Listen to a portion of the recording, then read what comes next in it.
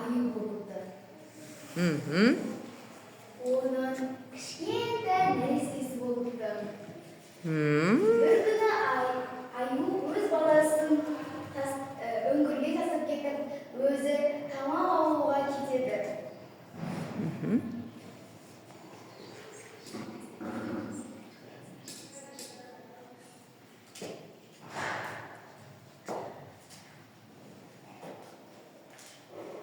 Аю тамақ іздеп жүрген кезінде аю осы орманда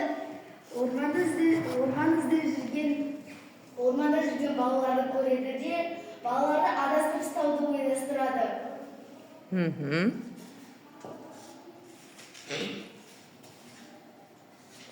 Қабая, мына аю бізді адастырып кетті ғой. Бірақ бұл бала берілмей тағы да аюдың артынан жүрді. Аю ол баланы адасып кетті ғой деп мән бермей үйіне келіп қалады.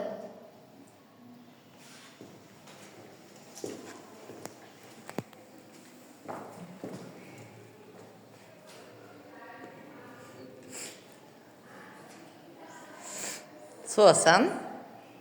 Аю баласына тамақ алып барады. Бұны көрген бала аюдың тамақ іздеуге кеткенін күтеді. Аю тамақ алуға кетеді. Кейін бұны көрген бала аюдың баласын алдырмек болады.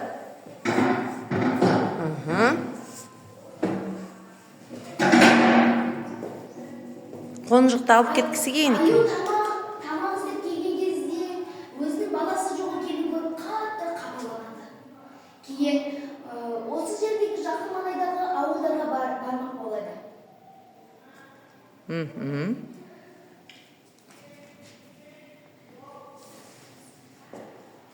Аю балаларды көреді. Ал балалар болса аюдың нәрестесіне тамақ беріп жатыр екен.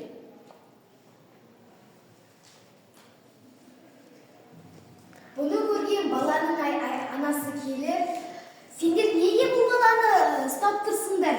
Оны босатыңдар, оның да анасы бар, ол еркіндікті қалайды. Бірақ баласы бұны елемейді. Одан кейін анасы оған қатты ұрысқандықтан баласы жалқауланып оны орманның жеріне тастап кетеді.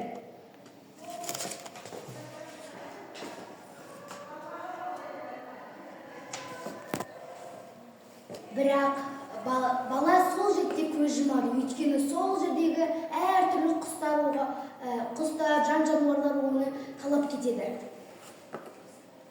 Бұны көрген аю қатты ашуланып, сол ормандағы сол ауылдағы барлық тауықтарды, балапандарын бәрін өлтіре бастайды.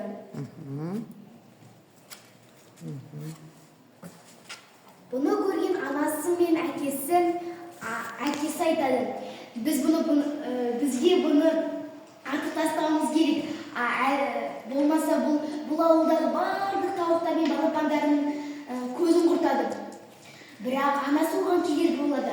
Жоқ, олай істеме, өйткені оның баласы көз жұмды. Ол бұған қарап отырмады. Сол үшін кек алмақшы дейді. Әкесі ойлана келе тоқтайды. Бірақ аю бәрібір де ол жердегі тауықтарды өлтіруді қоймайды. Бұны көрген әкесі тоқтай алмай аюды сол жерде атып тастайды. Тас!